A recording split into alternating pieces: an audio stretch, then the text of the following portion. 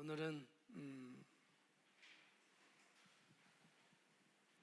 제가 수요일 날은 거듭난 당신과 성령님이라는 책을 가지고 지금 설교를 계속 하고 있거든요. 그 책에 있는 내용들을 여러분 읽으신 분은 있겠지만은 읽지 않으셔도 또 설교가 되고 또 책을 우리가 한 권을 또 이렇게 복음적인 말씀을 우리가 들을 수 있는 기회가 될 것 같아서 그 책을 이제 선택해서 말씀을 전하고 있는데, 오늘은 능력받은 삶, 능력받기 전과 능력을 받은 후의 삶이 어떤 삶으로 이렇게 변화되는지, 또 우리는 그 삶을 어떻게 의식하고 살 것인지, 그런 부분에 대해서 여러분 오늘 말씀을 보시면 될 것 같습니다. 우리가 잘 알고 있듯이 우리 예수님께서 성령을 받으시기 전까지는 누가복음, 나중에는 누가복음 나오지만 이사야서서 말씀하신 것, 또 누가복음 4장에서 말씀하고 있는 그 가르치시고 치유하시고 귀신을 쫓아내시는 그런 일들을 예수님이 나타나지 않은 것을 우리가 볼 수가 있습니다. 예수님은 우리가 알고 있듯이 태어날 때부터 예수님은 왕으로서 이 땅에 태어난 것을 성경에서 말씀을 하고 있잖아요.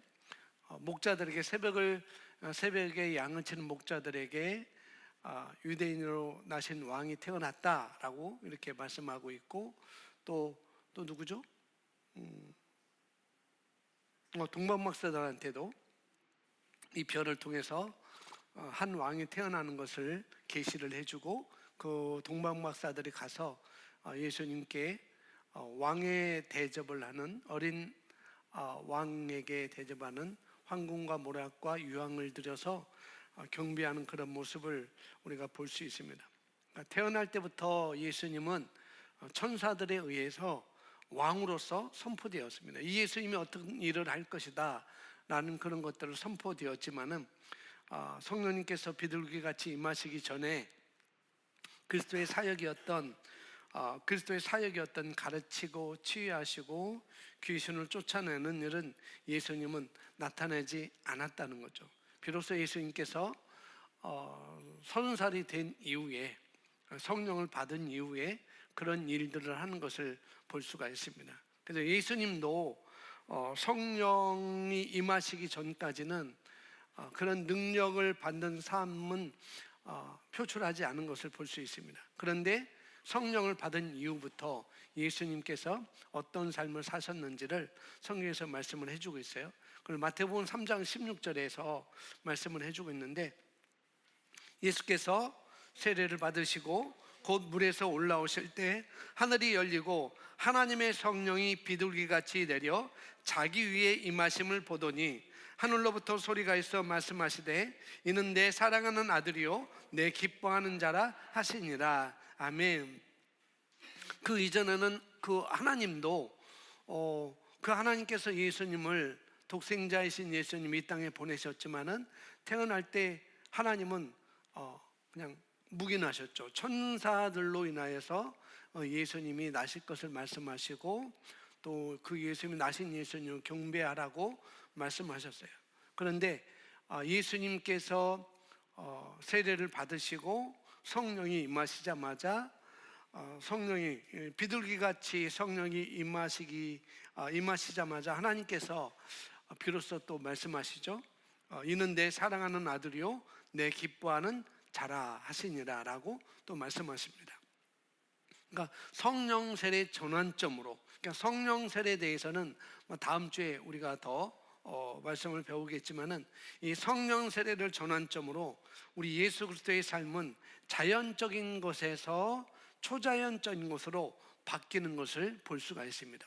1살부터 30살까지는 아주 자연적인 삶을 사셨어요. 가정을 돌보고 어머니를 돌보고 형제들을 돌보는 그런 자연적 일반적인 그런 삶을 사신 이후에는 이제는 성령이 임하시자 초자연적인 삶을 사시게 되죠. 그러니까 예수님은 성령의 기름을 부으심을 받고 나서 바로 사역을 또 시작하십니다. 그래서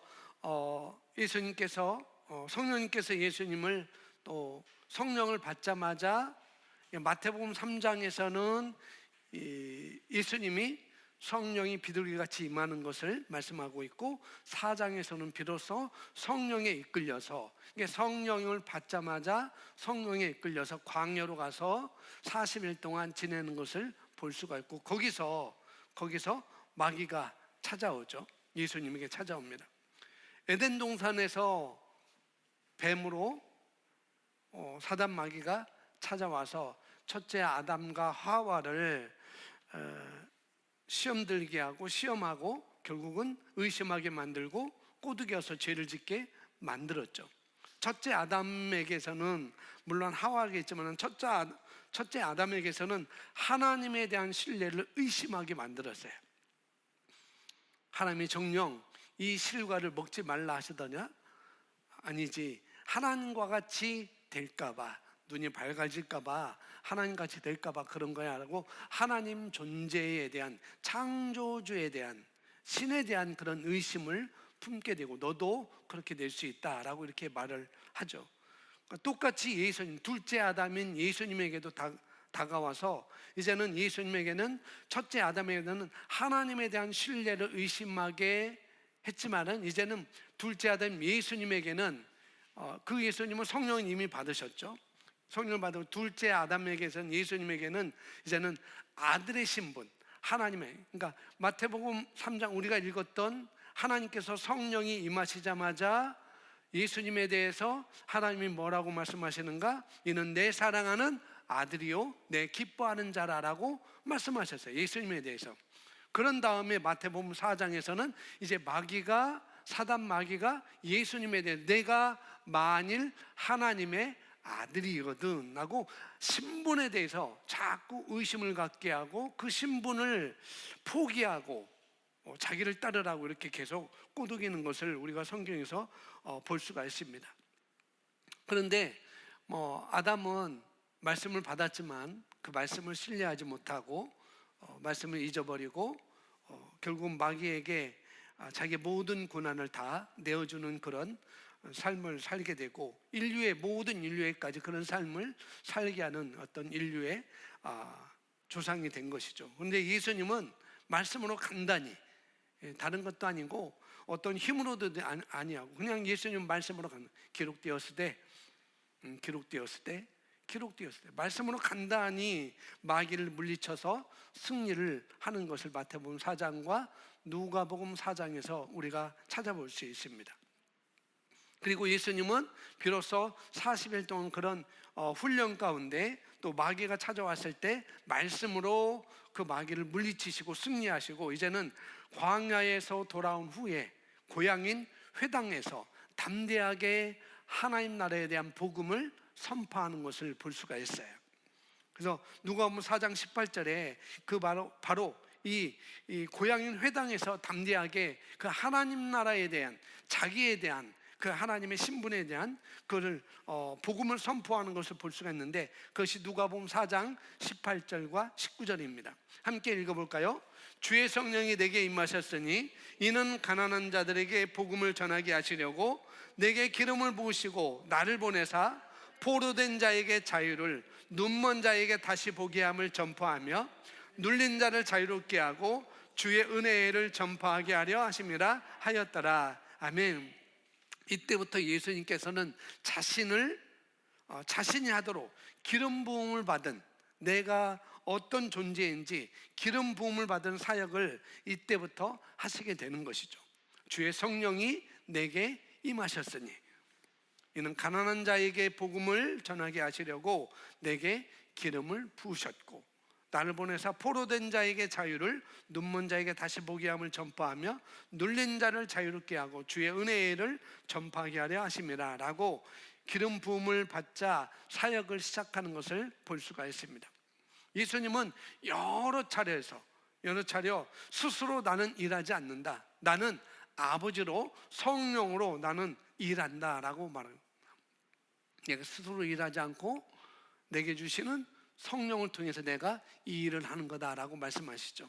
그러니까 아버지와 성령에 전적으로 의지한다고 이렇게 예수님은 말씀하셨습니다. 성령님의 능력이 예수님께 흘러 들어가고 그 다음에 예수님을 통해서 흘러나와서 그분은 아버지의 뜻을 이룰 수 있는 그런 존재가 된 것이죠. 포로된 자에게 자유를 선포하고 눈먼 자에게 다시 보게 함을 선포하고 눌린 자를 자유롭게 하는 이런 아버지의 뜻을 이룰 수 있는 그런 사역을 시작하게 된 것이죠. 근데 창조 때부터 성부 하나님, 성자 예수님, 성령 하나님은 항상 완벽하게 협력을 이루어서 일하셨던 것을 볼 수가 있습니다. 우리가 우리의 형상대로 할 때 그 우리는 바로 삼위일체 하나님을 말씀하고 있죠. 성부 하나님, 성자 예수님, 성령 하나님이 창조 때부터 이렇게 협력을 이루어서 역사를 하신 것을 볼 수가 있습니다. 그러나 삼위일체의 한 부분이신 인간의 몸을 입고 오신 예수님께서는 성령이 임하시기 전까지는 기적을 행하려 하지도 않으셨어요. 행하실 수도 없었습니다. 그러니 성령님을 우리 삶에 환영하면서 받아들이는 것은 하나님께서 이미 허락하신 승리와 또 우리에게 주신 풍성함을 경험하기 위해서 꼭 필요한 거라는 거예요. 성령이 임하는 것은 예수님에게도 이게 어떤 삶을 내가 살 수 있는지 그것을 승리하는 삶, 풍성함을 경험하는 삶, 포로된 자에게 자유를, 눈먼 자에게 다시 보게 함을, 그 다음에 눌린 자를 자유롭게 하고 은혜를 전파하는 삶, 이런 승리와 풍성함을 경험하기 위해서 우리도 이 성령님이 내 삶에 들어오시는 것, 내 삶에 역사하는 것을 꼭 우리가 필요한 거라는 거죠. 예수님도 그 이전에는 어떤 일도 하실 수가 없었어요. 근데 성령이 임하시자마자 비록 하나님께서 그 뜻이 그 예수님에게 주셨던 것을 비로소 하는 것을 볼 수가 있습니다. 죄가 없으신 하나님의 아들이신 예수님께서도 사역을 시작하기 전에 성령 세례를 받아야만 했다면 어느 누가 성령 세례 없이 능력 있는 그리스도인의 삶을 살 수 있겠느냐, 그런 것들을 우리가 생각해 볼 수가 있겠죠. 예수님께서 이렇게 성령을 받으시고 제자들을 부르시는데 비로소 그때는 다른 데로 많이 가지 않고 예루살렘 성전 안에서 많은 활동을 하셨습니다. 그래서 12를 예수님께서 12명의 제자를 부르시죠. 마태복음 3장 14절에 그 이전부터 쭉 12제자를 부르시고 14절에 그들을 부르시고 어떻게 하셨냐면은 이에 12를 세우셨으니 이는 자기와 함께 있게 하시고 또 보내사 전도도 하며 라고 말씀하시면서 15절 이후에는 이제 12명의 제자의 이름을 쭉 나열하고 있어요. 예수님은 12사람 제자를 부르시고 자기와 함께 있게 하셨습니다. 그러나 성령 세례 받기 전 제자들은 비겁한 겁쟁이에 지나지 않았다는 거죠. 아주 일반적인 그런 일반적인 삶을 살 수밖에 없는 존재가였습니다.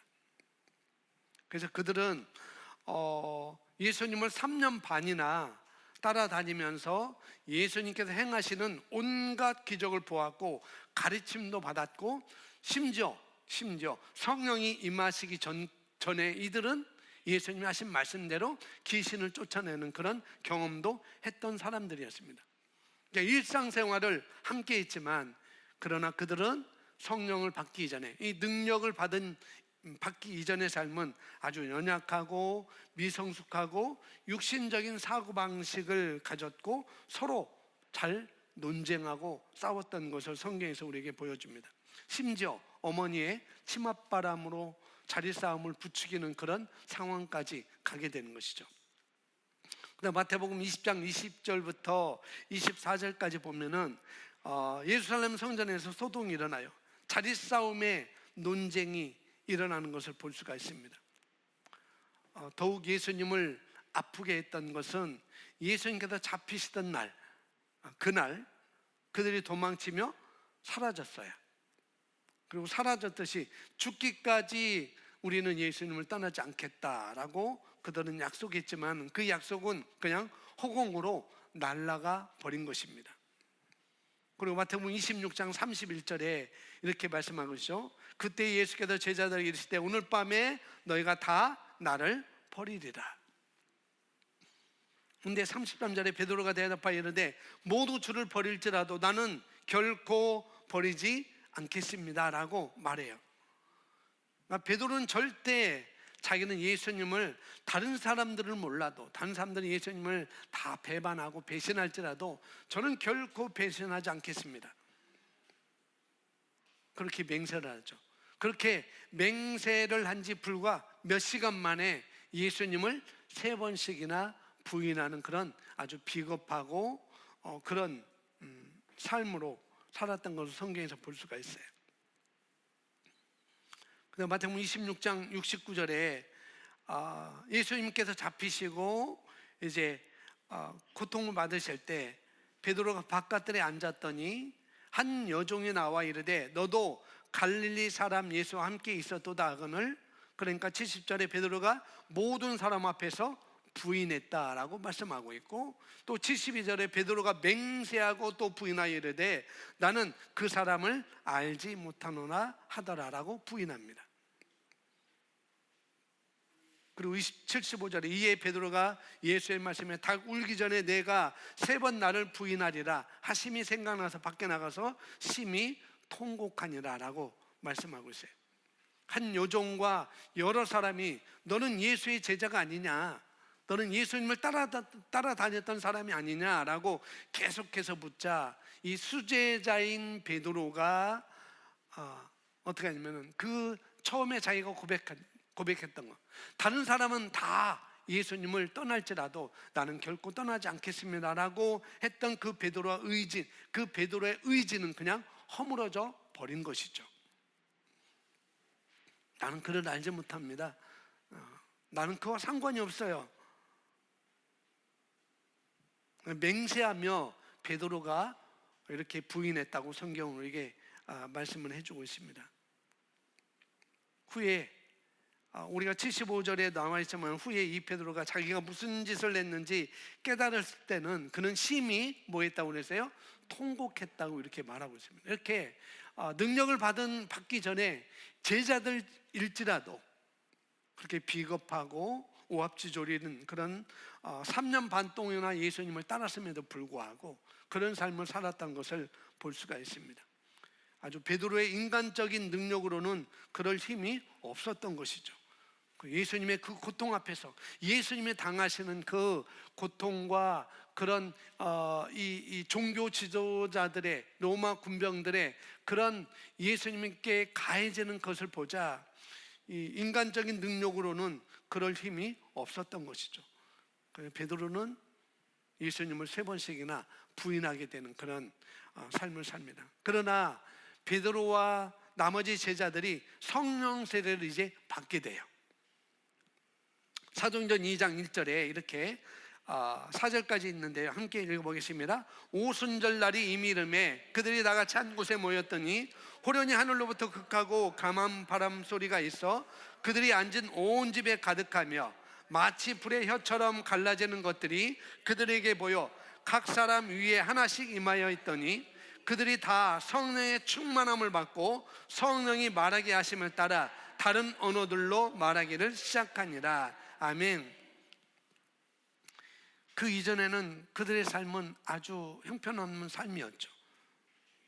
근데 그들에게 각 사람 위에 하나씩 불의 혀같이 갈라지는 것들이 그들에게 보였고 그 사람 각 사람에게 위에 하나씩 임하였더니 그들이 다 성령의 충만함을 받았습니다. 그리고 성령이 말하게 하심을 따라 그들은 말하기 시작했던 거죠. 다른 언어들로. 그러니까 그들은 즉시 변화되어서 능력 있는 증인이 되었던 것을 이후에 말씀을 하고 있습니다. 그들이 변화받자, 성령 세례를 받자 어떻게 놀라운 담대함으로 예수님을 증거하는 삶을 삽니다. 첫날에만 3,000명이 구원받는 또 물세례를 받는 그런 기적도 일어나는 것을 볼 수가 있습니다. 그리고 나서 베드로와 요한은 성전 문 앞에서 안전뱅이를 고치는 것을 볼 수가 있어요. 복음을 전파했습니다. 성전 문 밖에서 소동이 일어나자 이 사람과 연관된 종교 지도자들은 베드로와 요한을 옥에 가두죠. 제자들을. 그리고 사도행전 4장 이후에 3장은 이들이 이렇게 성령 받고 담대하게, 이전과는 다르게 담대하게 예수에 대해서 증거하는 삶을 삽니다. 그러니까 성령 세례 받기 전에는 수제자인 베드로조차도, 가장 수제자인 베드로조차도 예수님을 3번씩이나 부인한, 내가 절대로 떠나지 않겠습니다 라고 맹세까지 했던 베드로가 또 그 맹세를 바꿔서 그 맹세를 해서 나는 그를 도무지 알지 못한다라고 3번씩이나 부인합니다. 그런데 성령 세례를 받자 그 예수님을, 그 자기가 따르던 예수님을 부인했던 베드로가 이제는 모든 종교 지도자, 똑같은 사람들이에요. 예수님을 십자가에 못 박았던 그 종교 지도자들, 똑같은 그들 앞에서도 전혀 꿀리지 않고 담대하게 예수님에 대해서 복음을 증거하는 그런 삶을 살게 되고 3,000명이나 구원받고 물세례를 받고 침례를 받고 또 복음을 전하다가 옥에 갇히는 그런 삶을 살게 됩니다. 예수님을 십자가에 못 박은 바로 그 사람들을 베드로가 아주 담대하게 대면하는 장면이 계속 이어서 나온 거죠. 그래서 베드로는 아브라함의 하나님, 야곱의 하나님, 아브라함의 하나님, 이삭의 하나님, 야곱의 하나님을 믿는 것으로는 너희가 구원받기에 충분하지 않아. 예수님을 믿어야 너희가 구원받지. 그분이 바로 너희가 십자가에 매달려 죽인 아들, 하나님의 아들 예수 그리스도라고 공개적으로 선언을 해버립니다. 베드로는 예수님을 죽인 장본인들에게 예수 그리스도의 이름을 믿지 않으면 너희는 하나님 나라를 갈 수 없다. 너희가 하나님을 믿는 게 정말 잘 믿는다고 하느냐? 그건 믿는 것이 아니다라고 이렇게 분명하게 말하는 것을 사도행전에서 계속 4장 이후에 계속 우리가 볼 수 있어요. 그리고 베드로는 그 종교 지도자들에게 아주 빠져나갈 길을 주지 않았어요. 그러니까 이 종교 지도자들이 이 사람은 범인인 줄 알고 일반적인 사람인 줄 알았는데 학식도 그렇게 풍부하지 않고 그렇게 하지 않은 그런 사람이 아닌데 어쩌면 이 베드로 이 사람이 이렇게 율법에 대해서 전혀 알아듣지, 우리가 전혀 듣지 못했던 이 사람 입에서 전혀 한 번도 듣지 못했던 그런 말을 이 사람을 통해 듣게 되는가? 이 사람은 일반적인 사람이 아니었느냐라고 이 종교 지도자들이 말할 정도로 아주 베드로는 담대하게 그들에게 율법에 대해서 증거하고 있고 그 율법에서 말하고 있는 분이 바로 너희가 죽인 예수다라고 아주 담대하게 말씀을 전하는 그런 삶으로 사는 것을 볼 수가 있습니다. 그러면서 그들에게 빠져나갈 길을 주지 않아요. 너희가 예수님을 영접하든지 내가 거부하든지 둘 중에 하나를 선택해라. 뭐냐면 능력받기 전에는 두려워가지고 그들로부터 도망쳤는데 지금은 영적인 담대함으로 그들과 맞부딪히고 있는 것을 성경에서 볼 수가 있습니다. 성령 세례로 인한 변화가 얼마나 놀라운 것인지, 성령이 임하자마자 그들에게 임하자 어떤 놀라운 삶을 살게 되는지를 우리에게 보여줍니다. 예수님께서 승천하시기 전에 제자들에게는 마지막으로 하신 분명한 지식의 말씀은 바로 성령님에 관한 것이었습니다. 그동안은 하나님 나라에 대해서 많이 증거하셨어요. 예수님께서 십자가에 달리시기 전에 하나님 나라에서 복음을 증거하셨는데 이제 예수님은 이제 분명한 지시의 말씀을 달리 표현합니다. 이제 너희가 성령을 받아야 된다라고 말씀하고 있어요. 이 세상에서 이제 우리가 자신의 사역이 끝나고 하나님께 돌아갈 때 자기가 가지고 있던 왕국을 소수의 사람들에게 몽땅 넘겨주고 떠나야 한다면, 내가 가지고 있던 그 하나님의 왕국을 다른 사람들에게 몽땅 넘겨주고 떠나야 한다면 이들에게 남길 마지막 말은 무엇일까? 하찮은 말은 안 하겠죠. 마지막 자기가 가는데 남은 우리들도 남은 자녀들에게 내가 마지막 이제는 죽을 날이 아니라 죽을 시간이, 이제 이 생명, 이 목숨이 다 끝나는 시간이 10분밖에 안 남았다. 근데 가족들과 대화할 수 있어요. 그렇다면은 무슨 말 하겠느냐?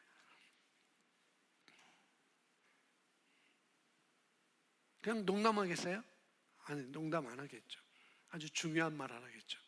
그러니까 예수님도 이제 자기가 이제 십자가에 달려 죽으시고 장사되시고 부활하신 후 또 제자들과 40일 동안 함께 계시면서 마지막 하늘로 올라가시기 전에 아주 중요한 말을 하는 것입니다. 이때 예수님께서 제자들에게 하신 말씀하신 것은 성령 세를 받기 전에는 너희가 아무것도 하지 말라라고 이렇게 말합니다. 예루살렘을 떠나지 말아라. 내가 약속한 성령, 그러니까 아버지께서 약속한 성령이 너희에게 오시기 전까지는 너희가 예루살렘 떠나지 말고 아무것도 하지 말라라고 이런 명령을, 그런 부탁을 하죠. 근데 사도행전 1장 4절에 이제 그들이 예루살렘 성전 마가의 다락방에서 모여서 말합니다. 1장 4절인데요. 사도와 함께 모이사 그들에게 분부하여 이르시되 예루살렘을 떠나지 말고 내게서 들은 바 아버지께서 약속하신 것을 기다리라. 요한은 물로 침례를 베풀었으나 너희는 몇 날이 못되어 성령으로 침례를 받으리라 하셨느니라. 1장 8절 오직 성령이 너희에게 임하시면 너희가 권능을 받고 예루살렘과 온 유대와 사마리아 땅끝까지 이르러 내 증인이 되리라 하시니라. 이 말씀을 마치시고 그들 보는데 올려져 가시니 구름이 그들을 가리어 보이지 않게 하더라. 아멘. 이것을 받아들이는 것이 제자들에게 얼마나 힘든 일이었을지 생각해 보세요. 예수님께서 십자가에 죽으셨어요. 그리고 장사하고 3일 만에 다시 부활하셨어요. 그리고 자기들과 함께 40일을 또 함께 똑같은 모습으로 3년 반이나 함께 계셨던 그분이 지금 40일 동안 자기들과 함께 계신 거예요. 예수님께서 십자가에 죽으실 때도 청청병력 같은 그런 소리였는데 이제 다시 살아나신 분이 계속 우리와 함께 계시면 정말 좋을 텐데 또 가신다니 얼마나 이게 참 기가 막힌 일이겠어요.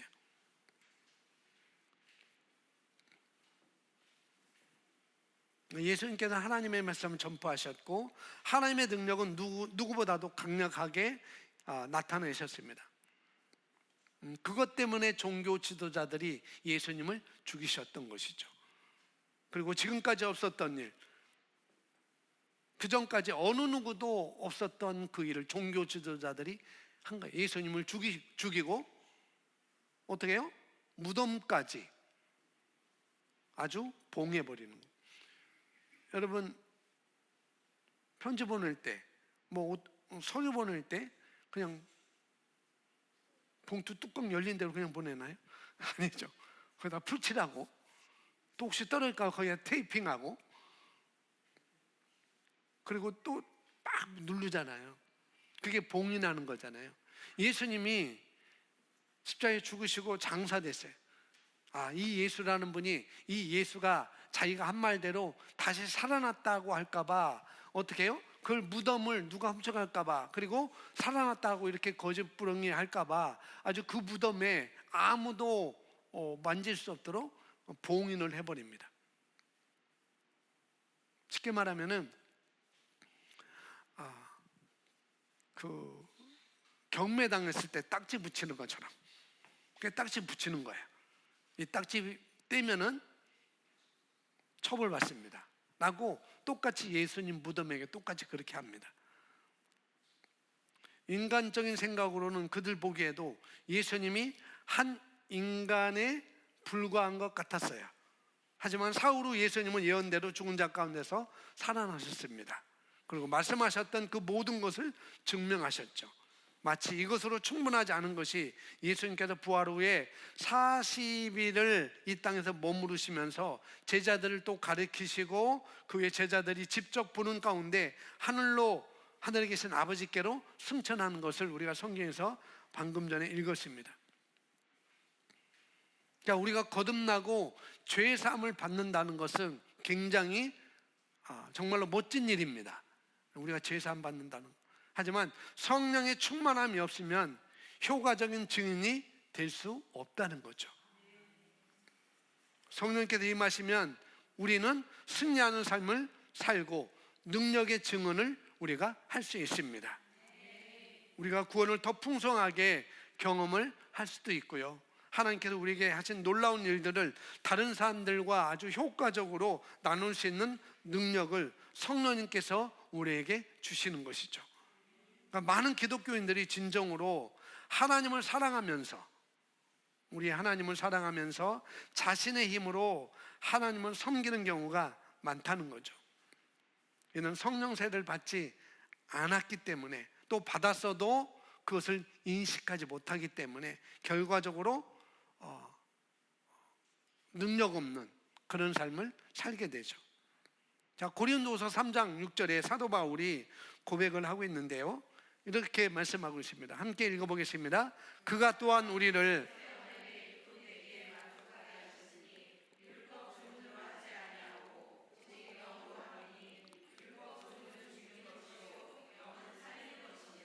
아멘.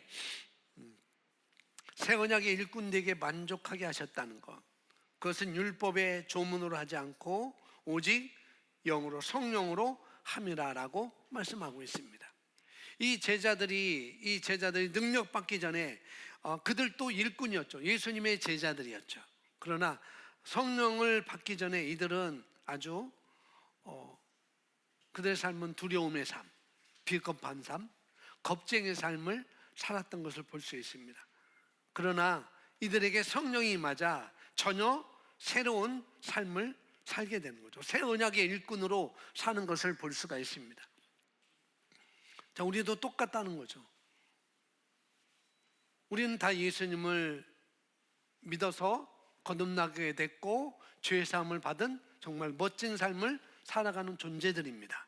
그리고 그와 동시에 우리는 성령 세례를 받았습니다. 성령 충만함을 받았어요. 그 증거로 우리가 방언을 말하게 되는 것이죠. 그럼에도 불구하고 우리가 이처럼, 그러기서 우리가 새 언약의 일꾼되게 만족하게 하셨는데, 무엇으로? 율법으로가 아니고 성령으로 우리를 그렇게 만드셨다는 거예요. 그러니까 믿는 자들이 자기 육신적인 지식과 또 능력으로 사역을 하려고 할 때는 설사 그들의 말과 행동이 옳다 할지라도 영적인 영향력을 갖지 못할 수도 있습니다. 오늘날 왜 그리스도인들이 생명력이 없을까? 왜 능력의 삶을 살지 못할까? 왜 교회가 그런 생명력이 없는 이유는 무엇일까? 바로 믿는 자들이 성령의 능력이 없이 사역을 하려고 하기 때문에 그렇다는 거죠. 성령의 충만함 없이 사역을 하려고 하기 때문에, 성령을 의식하지 않고 사역을 하려고 하기 때문에 그런다는 거죠. 예수님께서도 성령의 능력을 통해서 그의 생명을 증언하는 사역을 하셨습니다.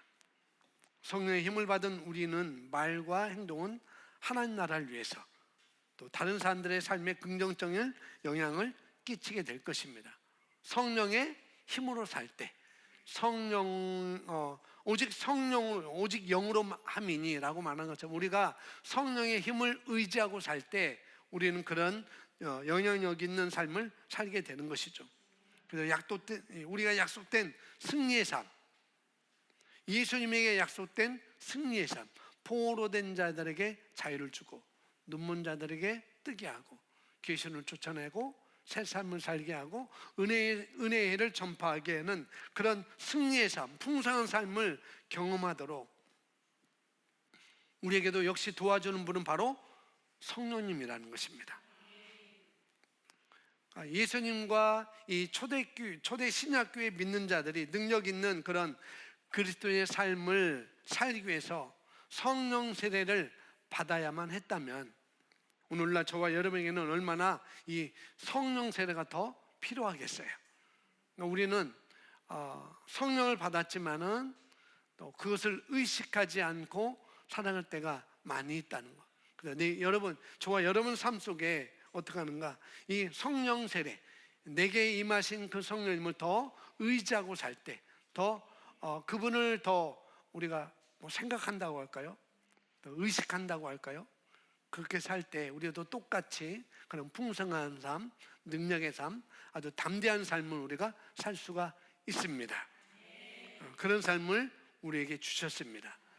능력받은 삶이 어떤 것인지 오늘은 간략하게 말씀받습니다. 능력받기 전에 그들의 삶은 비굴했고 겁쟁이였고 또 두려움을 갖고 살았고 담대하지 못했고, 그러나 성령을 받자마자, 능력을 받자마자 그들 똑같은 예수님을 죽였던 그 종교 지도자들에게 아주 담대하게 복음을 전하고 그들에게 할 말을 하는 그런 삶을 살았던 거죠. 죽기까지 그 성령의 힘으로 살았던 것을 볼 수가 있습니다. 우리에게도 똑같이 그들에게 임했던, 제자들에게 임했던 그 즉각적인 변화의 삶을 살 수 있도록 하셨던 그 성령님이 저와 여러분 안에 지금도 거하고 계신다는 것. 그럼 의식할 때 우리도 그런 삶을 충분히 살 수가 있습니다.